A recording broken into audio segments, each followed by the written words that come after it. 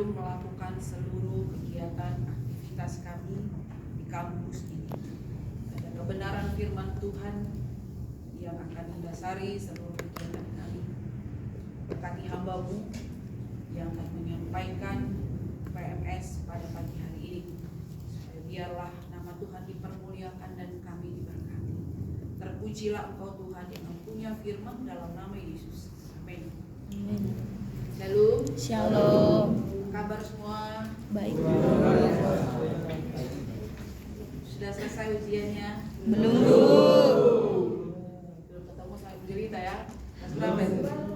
Semester 2. Ya, tunggu saya di ruang kelas. Kita sama-sama buka bagian firman Tuhan dari Yesaya 43.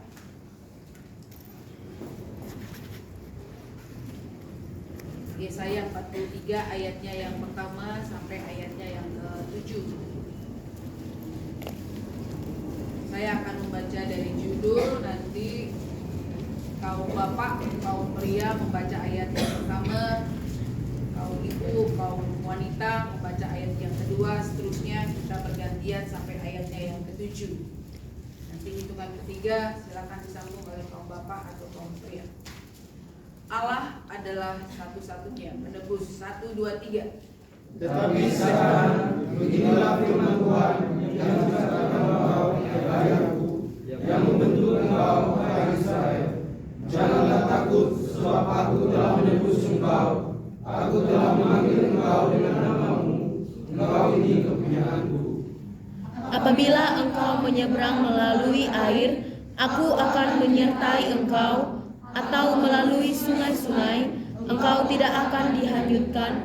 Apabila engkau berjalan melalui api, engkau tidak akan dihanguskan, dan nyala api tidak akan membakar engkau. Sebab akulah Tuhan Allahmu yang Maha Kudus, Allah Israel, juru selamatmu. Aku menebus engkau dengan Mesir dan memberikan Ethiopia dan Sheba sebagai bagianmu. Oleh karena engkau berharga di mataku dan mulia, dan aku ini mengasihi engkau, maka aku memberikan manusia sebagai gantimu, dan bangsa-bangsa sebagai ganti nyawamu. Janganlah takut, sebab aku ini menyertai engkau. Aku akan mendatangkan anak cucumu dari timur, dan aku akan menghimpun engkau dari barat. Aku akan berkata kepada utara, berikanlah, dan kepada selatan, janganlah tahan-tahan. Bawalah anak-anakku laki-laki dari jauh, dan anak-anakku perempuan dari ujung-ujung bumi. Semua orang yang disebutkan dengan namaku, yang kuciptakan untuk kemuliaanku, yang kubentuk dan yang kujaga. Ya, sedemikian jauh firman Tuhan. Hari ini kita memiliki tema mempercayai diri sendiri. Mengapa kita penting untuk mempercayai diri sendiri? Bisa jawab?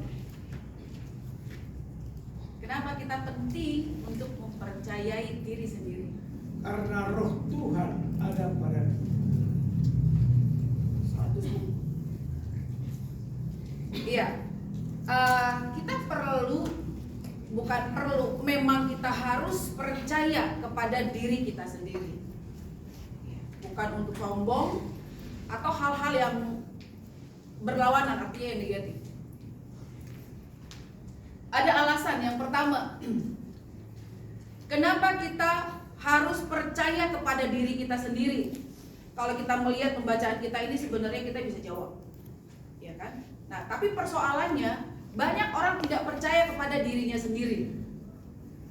Ya. Jadi biasanya kalau saya buat penelitian kecil-kecilan di kelompok-kelompok kecil, baik di mahasiswa maupun di pelayanan, karena saya pernah pegang jemaat, beberapa kali saya buat testimoni tentang bagaimana mempercayai dirinya sendiri. Dan ternyata banyak itu adalah menuliskan hal-hal yang baik, yang positif, atau menuliskan hal-hal yang negatif, hal-hal yang lemah dalam diri kita. Saya pernah buat di tempat dengan mahasiswa, ternyata semua menuliskan aku ini, aku ini begini, aku ini begini. Hampir rata-rata itu menggambarkan dirinya itu adalah hal-hal yang negatif, hal-hal yang lemah, hal-hal yang tidak punya kekuatan. Nah ini kan problem ya, karena problemnya nanti dia tidak percaya diri, dia sering sekali gagal, sulit berprestasi, ya kemudian gampang frustasi. Banyak efek yang diakibatkan ketika dia tidak percaya kepada dirinya sendiri. Dulu sebelum saya bertobat sungguh-sungguh juga saya pernah ada di kondisi itu. Saya merasa tidak punya sesuatu yang lebih dari yang lain gitu ya. Nah, sehingga membuat saya itu sulit juga untuk berkembang. Kadang-kadang juga dalam komunitas sosialnya juga kita biasanya itu merasa minder lah gitu ya, dan lain sebagainya. Nah, kalau kita melihat dari sisi Alkitab, dari secara teologi ya, mengapa kita perlu percaya diri? Tentu adalah yang pertama, kita ini diciptakan segambar serupa dengan Allah. Itu harus menjadi dasar pemikiran kita. Seperti ayat yang ke-7, Kuciptakan untuk kemuliaanku, dan yang kubentuk dan yang kujadikan. Jadi kalau kita mengacu kepada kitab Kejadian, bagaimana Allah menciptakan manusia, yaitu diciptakan segambar serupa dengan Allah. Nah, itu harus menjadi dasar pemikiran kita, bahwa mengapa kita perlu percaya kepada diri kita, karena kita ini diciptakan segambar serupa dengan Allah. Artinya bahwa kita ini adalah orang-orang yang istimewa.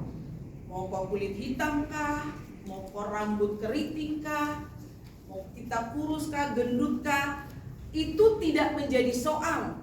Karena semua kita diciptakan segambar serupa dengan Allah. Maka dikuatkan dalam ayat yang keempat, oleh karena engkau berharga di mataku. Lalu dikatakan mulia, aku mengasihi engkau. Selain bahwa tadi dikatakan, kenapa saya harus percaya kepada diri saya sendiri? Karena saya diciptakan segambar serupa dengan Allah, artinya bahwa saya istimewa. Yang kedua, dikuatkan oleh ayat yang keempat, oleh karena engkau berharga di mataku. Amin. Coba lihat tetangga kiri kananmu. Bilang kau berharga di mataku.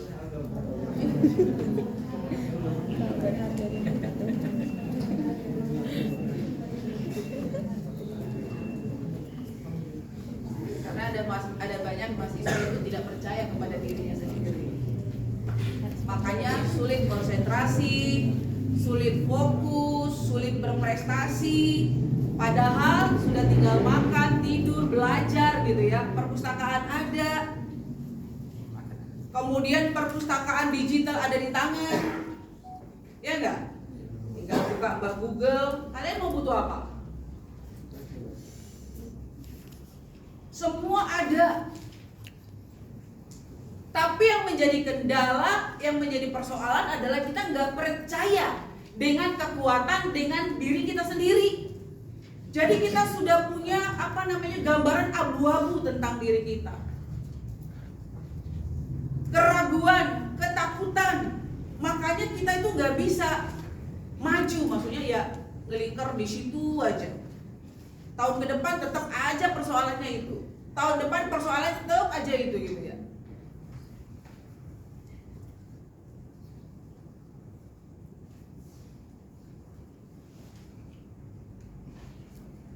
Ini saya kali pertama berdiri di depan Bapak Ibu sebagai putra satu.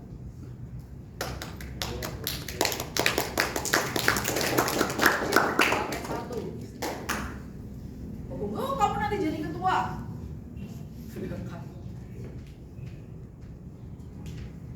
Tapi saya punya percaya diri, kekuatan diri, meskipun itu tidak, bagi saya tidak ada masalah. Fine. Karena saya tahu diri saya. Artinya percaya dengan diri saya. Jadi ketika Opung bilang bukan satu, Opung saya nggak bangga, terus tanya ada Opungnya, terus saya protes sama Opung. Saya bilang, Opung saya nggak gila jabatan. Bagi saya, ketika saya dipercayakan, saya ingin melakukan sesuatu di mana melalui saya itu bisa lebih baik. Itu komitmen saya. Mau dimanapun, saya dari dulu nggak pernah yang namanya itu cari-cari perhatian gitu ya, terus cari-cari cara untuk supaya diakui, enggak. Saya bilang, saya protes sama Opung, saya nggak bangga, Opung saya bukan satu. Saya bilang, saya menghargai kamu, terima kasih Opung menghargai saya.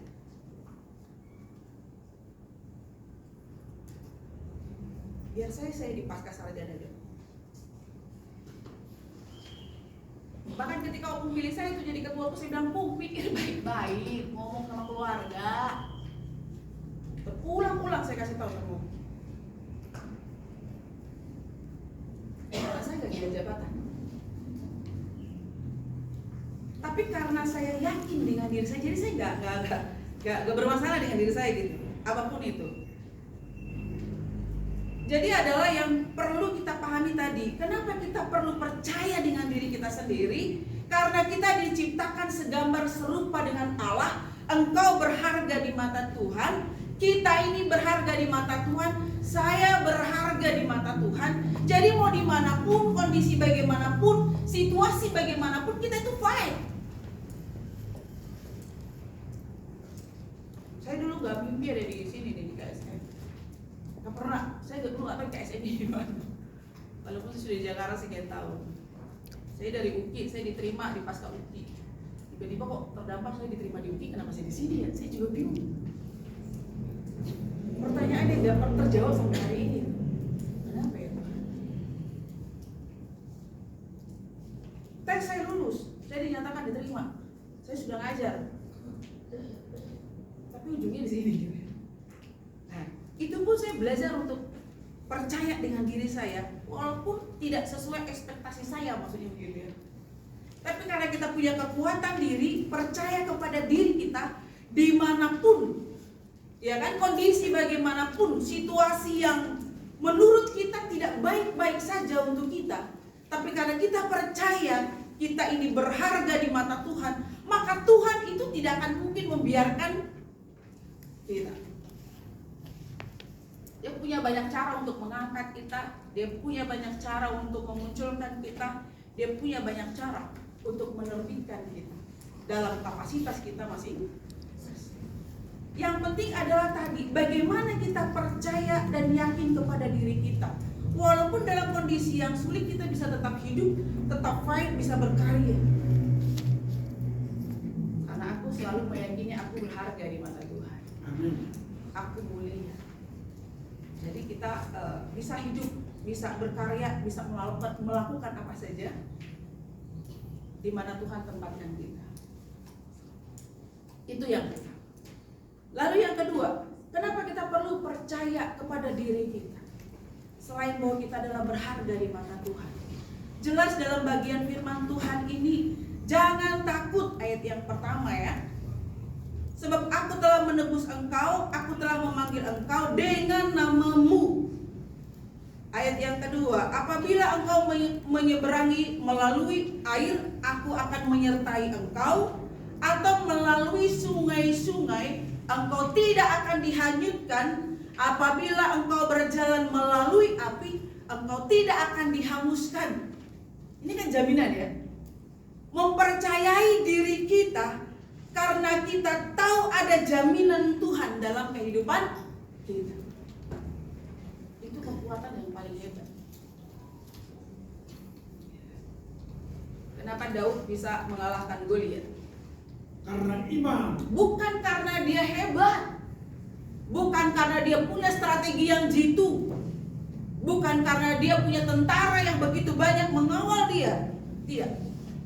Tapi dia percaya ada kekuatan Tuhan yang membuat dia kemudian mampu menjalankan tanggung jawab yang dipercayakan dia sebagai raja.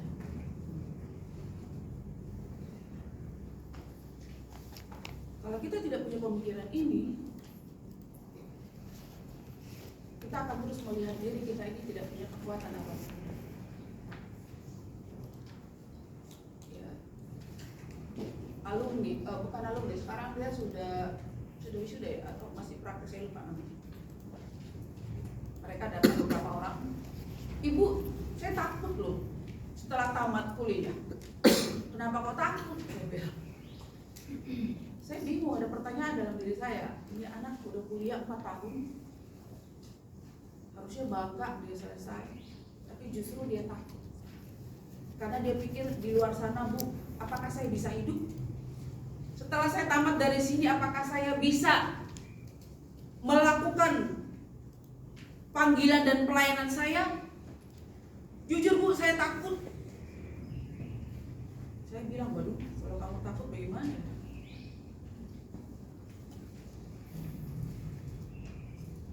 Padahal sudah dibekali dengan ilmu, apalagi ilmu teologi. Bapak Ibu, ilmu teologi itu adalah ilmu yang paling hebat di dunia ini.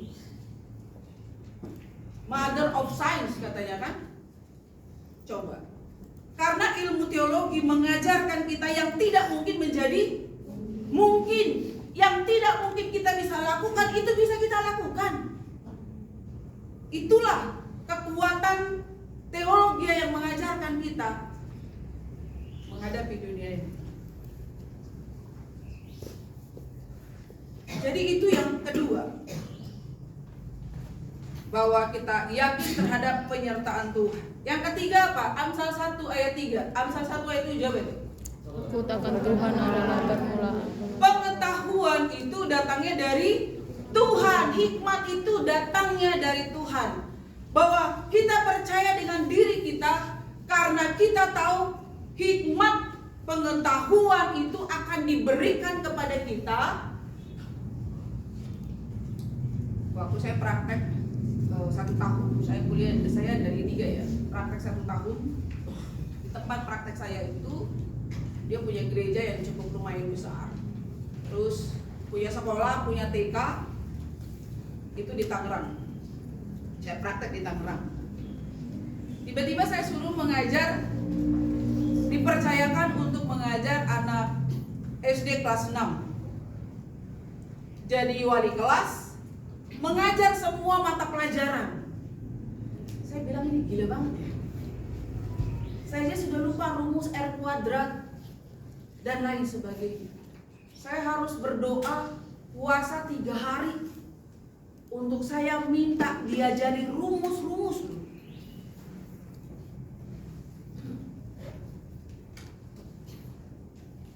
Saya lihat bisa, tapi setelah selesai dari situ saya udah lupa lagi. Di situ saya mengerti, semakin tahu bahwa saya harus percaya dengan diri saya karena saya adalah orang yang sangat berharga di mata Tuhan, penyertaan Tuhan bagi setiap orang yang percaya kepada Dia, dan sumber pengetahuan itu datangnya dari Tuhan. Hikmat. Hikmat itu kan sesuatu yang tidak mungkin kita juga bisa lakukan atau kita ketahui dengan cara Tuhan. Kalau kita minta dengan Tuhan, Tuhan bisa kerjakan itu.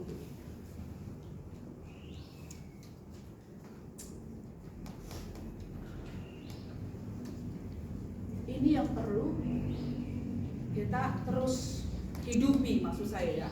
Karena tantangan di depan kita nggak ngerti teman-teman ya. Meskipun kita di lingkungan orang-orang rohani, tidak menjamin bahwa satu sama lain itu membuat kita baik-baik saja, tidak. Tapi kalau kita percaya terhadap diri kita, meskipun keadaan itu tidak baik-baik saja, situasinya tidak sesuai dengan kita, kondisinya juga mungkin berat bagi kita, tapi kalau kita percaya dan yakin kepada diri kita, Allah yang memberikan sumber pengetahuan itu, yakinlah Tuhan akan menolong. Karena saya selalu percaya Tuhan tidak akan mempermalukan kamu. Pertama waktu saya dipercayakan di Pascasarjana, Opung tantang saya 3 bulan, kamu bisa gak menyelesaikan borang-borang. Ini ada Opung ya, bisa gak? Saya kasih kamu waktu 3 bulan. Waktu selesainya mati, dicabut gitu ya. Saya sendirian juga di situ ya di Paskah.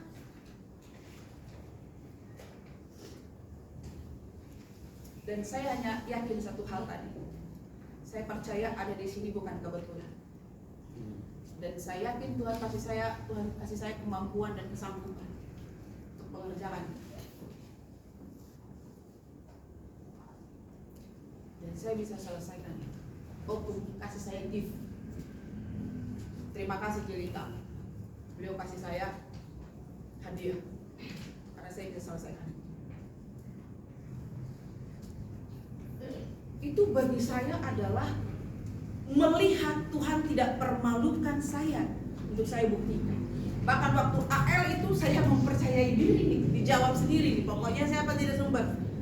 Saya bilang, Tuhan berikan saya hikmat, berikan saya pertolongan. Ketika saya ditanya apapun tentang borang itu, mampukan saya untuk bisa mencerna pertanyaan asesor, saya bisa jawab. Karena saya merasa sebenarnya gak punya kekuatan apapun. Saya tidak berpengalaman seperti Pak Binsar, asesor gitu kan ya.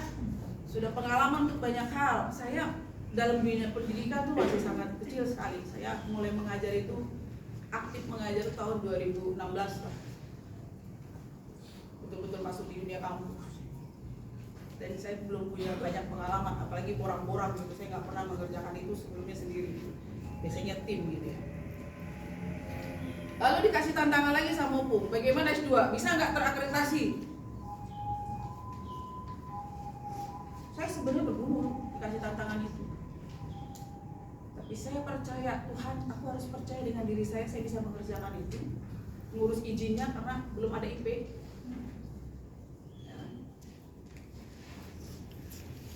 Maksud saya gini tuh, saya bukan mau bilang, oh saya hebat, tidak.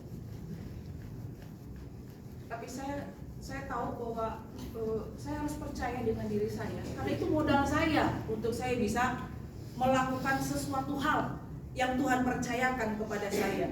Karena saya tahu pasti bahwa saya dipanggil oleh Tuhan. Karena saya dari sarjana akuntansi, kuliah jadi teologi. Mama saya aja marah-marah. Kau udah dikuliahkan, udah sarjana kau, sekolah pendeta, nyambungnya di mana itu? Ijazah saya sampai hari tidur.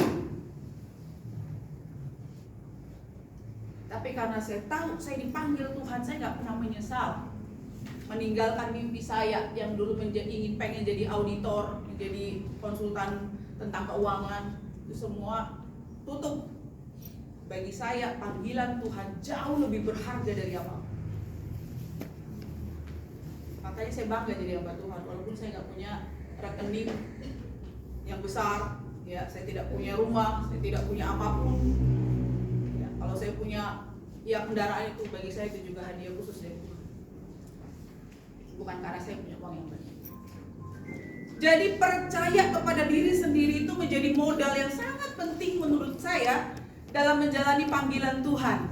Dan juga bagaimana kita menjadi berkat dan berkarya atas talenta, atas bakat dan kemampuan yang Tuhan beri bagi kita. Karena apa? Kita ini diciptakan segambar serupa dengan Allah. Artinya mau pengetahuan, mau apapun itu Tuhan berikan kepada kita. Makanya Tuhan bilang apa? Berkuasalah, kan begitu ya? Dan mempercayakan untuk mengelola alam semesta ini. Dalam konteks kita adalah di mana kita berada. Jadi itu modal saya berharga di mata Tuhan. Saya punya Allah yang maha besar, yang menyertai saya. Dan pengetahuan itu datangnya dari Tuhan. Tinggal kita mengasah diri kan. Apalagi konteks hari ini, di era teknologi. Apa yang tidak bisa kita belajar? Semua ada. Apalagi sekarang ada namanya AI. Apa itu AI? Kecerdasan buatan. Itu kecerdasan buatan yang seolah-olah itu bisa mewakili kemampuan kecerdasan manusia. Kalian tinggal klik aja kan? Benar nggak? Senyum-senyum dia karena dia sudah praktek ya. Sejauh ini saya belum pernah praktek, saya juga bingung. Tapi saya sudah dengar banyak hal teman-teman buat itu. Mau bikin PowerPoint bentuknya bagaimana tuh tinggal ngomong kan? Artinya tidak ada alasan tidak bisa pintar hari gini, ya kan? Tidak ada alasan untuk tidak berprestasi hari ini. Makanya 4 tahun itu gunakan dengan baik belajar. 1, kalian harus yakin saya dipanggil oleh Tuhan. Yang kedua, saya berharga di mata Tuhan karena saya diciptakan segambar dengan Allah. Yang ketiga, teman-teman harus yakin bahwa kita ini disertai oleh Tuhan. Hikmat pengetahuan itu datangnya dari Tuhan. Ya kan? Jadi walaupun tadi ya, saya ini ada dari Papua. Depan itu si Penny, udah nangis saja dia. Kamu kenapa nangis? UTS, karena dia merasa nggak bisa, tapi cuma nangis. Ibu cerita nggak mau kamu nangis gitu kan? Kamu kerjain. Saya tanya, kamu nyaman nggak di sini? Dia mengungkapkan, tapi saya bilang kamu harus percaya diri. Kamu dipanggil Tuhan. Kamu adalah orang yang berharga di mata Tuhan. Kalau Tuhan panggil kamu ke tempat ini, tidak ada yang kebetulan. Jadi kamu jangan merasa kamu dari gunung, ya kan? Dari Papua sana, saya berbeda dengan yang lain, Bu. No, saya bilang. Jangan kamu merasa tidak percaya diri, kamu justru berbahaya. Aku bilang, nanti kamu gak maju-maju di sini. Ya, Ben? Semangat, kamu berharga di mata Tuhan. Semua kita. Tuhan punya hikmat dan pengetahuan. Yang penting kita mau belajar, kita mau mencoba, ya, kita mau berusaha dengan iman, dengan keyakinan. Saya yakin Tuhan pasti akan membuat kita menjadi orang-orang hebat. Bilang kiri kanan, kita harus jadi orang hebat. Amin.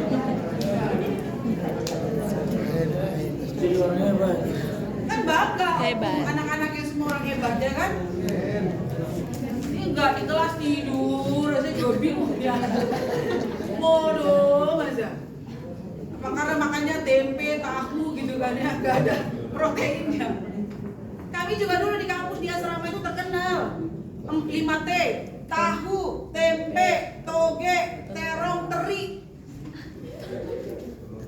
Jadi kalau sudah Jumat itu kita ngintip menu hari ini apa? Menu Jawa katanya. Saya juga bingung menu Jawa itu apa gitu kan. Awal-awal ternyata tempe. Jadi kita udah ngerti menunya apa.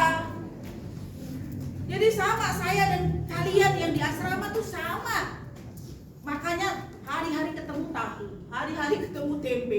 Entah tempe itu disambal, dibacem, diiris kecil-kecil, diiris panjang-panjang, pokoknya modelnya aja beda. Bahan dasarnya sama kan? Iya, makan buah juga jarang-jarang tuh kita. Tapi karena yakin bahwa saya dipanggil Tuhan, sumber pengetahuan datangnya dari Tuhan, makanya saya ajari kalian itu 4 huruf kan? Apa itu? T-A-A-T, nggak ada yang lain. Jadi jangan ngantuk, aja saya bingung juga gitu. Ngantuk saya tahu di depan itu. Jadi kita udah ngomong aja di depan ya, dia tetap aja nyaman di depan paling. Gimana mau masuk ya? Jadi harus semangat maksud saya gitu loh ya. Hari ini Tuhan, saya mau semangat, saya mau belajar. Karena saya tahu saya dipanggil Tuhan, saya tahu ada orang yang mendukung saya untuk kuliah di tempat ini. Itu jadi spirit gitu loh. Makanya dalam diri saya selalu bilang, jangan kau harus taat, jangan kau harus taat, gak boleh kau macam-macam. Kau harus beri nilai yang terbaik. Karena percaya kepada diri yang tidak mungkin bisa menjadi mungkin. Yang katanya Tuhan, teman-teman bilang, Bu, saya susah menghafal. Saya kalau di kelas selalu kasih tahu kan ya, saya juga susah menghafal. Bayangkan saya dari akuntansi hitung-hitung gitu kan ya, saya dari IPA gitu kan. Tapi begitu baca buku saya selalu tumpang tangan Tuhan. Saya mau baca buku ini buat saya ngerti Tuhan. Apalagi buku-buku teologi kan berat ya. Tapi saya tumpang tangan untuk baca buku itu loh ya. Karena saya pengen dapat sesuatu, ingin mengerti sesuatu, supaya saya bisa kerjakan makalah saya bisa presentasi, saya bisa jawab dosen pada waktu mengajar, saya bisa dapat nilai yang terbaik. Cuma satu tujuan saya kuliah, Tuhan saya ingin Tuhan senang dengan saya. Amin. Jadi percaya kepada diri sendiri, supaya itu jadi kekuatan yang hebat yang menghasilkan masa depan, karya, dan kita menjadi berkat bagi orang lain. Terima kasih, biarlah ini menjadi berkat bagi kita berdoa. Tuhan, terima kasih untuk kebenaran firman Tuhan hari ini,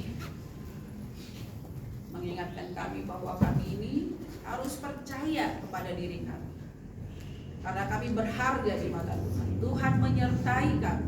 Bahkan sumber hikmat itu datangnya dari Tuhan. Bahkan lebih dari itu, Engkau mati bagi kami, karena kami bernilai kekal, bernilai sungguh sangat istimewa di mata Tuhan. Tolong kami Tuhan, khususnya mahasiswa, supaya mereka berprestasi, mereka juga boleh maju, mereka boleh mengaplikasikan talenta, bakat yang Tuhan beri bagi mereka. Terima kasih Bapak, dalam nama Yesus kami berdoa dan mengucap syukur untuk firman Tuhan ini. Amin. Amin.